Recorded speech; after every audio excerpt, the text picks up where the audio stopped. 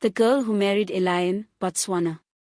Once upon a time in a small village in Botswana, there lived a beautiful girl named Nthati. She was known throughout the village for her kindness, beauty, and wisdom. Many young men wanted to marry her, but she was very particular and refused their advances. She believed that her true love was out there, somewhere, and she would recognize him when the time came. Nthati's family was very proud of her. They were a humble family, living simply and working hard. Nthati spent her days helping her mother with household chores, gathering water from the river, and tending to the garden. One day, while she was at the river, she met a handsome young man. He was tall, strong, and had a regal bearing. He wore fine clothes and carried himself with an air of nobility. Nthati was immediately drawn to him. The young man introduced himself as Thuto. He told Nthati that he had been traveling and had heard of her beauty and kindness. He had come to the village to meet her. Nthati was flattered by his words and found herself falling for him. Thuto courted Nthati with great charm and patience, and soon, Nthati was deeply in love with him. Thuto asked Nthati's parents for her hand in marriage. They were hesitant at first, as Thuto was a stranger, but he assured them that he would take good care of Nthati and provide for her. He promised that she would live in comfort and happiness. Seeing how much their daughter loved Thuto, Nthati's parents agreed to the marriage. The wedding was a grand affair. The whole village celebrated, and everyone was happy for Nthati and Thuto. After the ceremony, Thuto took Nthati to his home. He told her that he lived in a beautiful palace in the heart of the forest. Nthati was excited to see her new home and start her life with Thuto. As they journeyed deeper into the forest, Nthati began to notice strange things. The forest seemed darker and more foreboding than she had imagined. The trees were taller and denser, and the sounds of the animals seemed more menacing. Thuto reassured her that they were almost there and that she would love their home. Finally, they arrived at a magnificent clearing. In the center of the clearing stood a beautiful palace made of stone and adorned with intricate carvings. Nthati was in awe of its beauty. Thuto led her inside, and Nthati was amazed by the luxurious interiors. The palace was filled with fine furniture, beautiful tapestries, and precious jewels.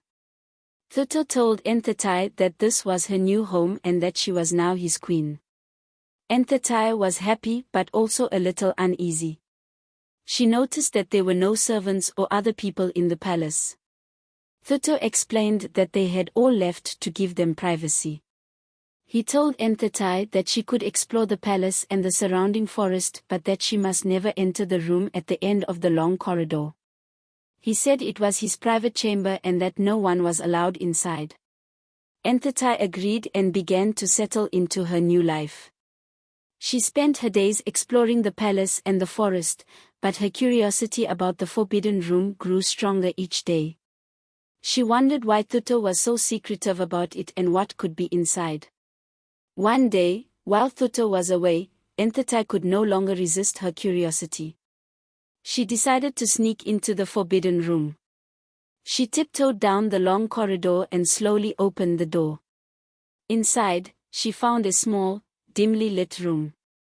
In the center of the room was a large chest. Nthati cautiously approached the chest and opened it. To her horror, she found the skins of a lion inside. Nthati realized that Thuto was not a man but a lion in disguise. She was terrified and didn't know what to do. She closed the chest and quickly left the room, trying to act normal when Thuto returned. That night, Nthati lay in bed, unable to sleep. She was afraid of Thuto and didn't know how to escape. She remembered her parents and wished she could see them again. She decided that she needed to leave the palace and return to her village. The next morning, while Thuto was away, Nthati gathered her things and set out for her village. She walked through the forest, constantly looking over her shoulder, afraid that Thuto would find her. She finally reached the village and ran to her parents' house. She told them everything that had happened and about Thuto's true identity. Her parents were shocked and immediately gathered the villagers. They decided to set a trap for Thuto. They knew he would come looking for Nthati, so they prepared a large pit and covered it with branches and leaves. They placed Nthati's belongings near the pit to lure Thuto in. Sure enough, Thuto came searching for Nthati. When he saw her belongings, he rushed towards them, only to fall into the pit. The villagers quickly covered the pit with heavy stones, trapping Thuto inside. They realized that Thuto's deception had been dangerous, and they vowed to protect Nthati from any harm in the future. Nthati was relieved to be back home with her family. She realized that true love could not be based on deception and that she had to be careful in her choices. She thanked her parents and the villagers for saving her and promised to be more cautious in the future. As time passed, Nthati healed from her ordeal. She continued to live in the village, helping her family and being kind to everyone. She knew that true love would find her when the time was right and that she had to be patient and wise. The story of Nthati and the lion became a legend in the village, a tale of caution and the importance of being true to oneself. It was a reminder that appearances could be deceiving and that true love required honesty and integrity. And so, Nthati lived a long and happy life, surrounded by her family and friends, knowing that she had escaped a dangerous fate and found true happiness in being true to herself. The villagers often told her story to their children, teaching them the valuable lessons of caution, bravery, and the importance of looking beyond appearances to find the truth.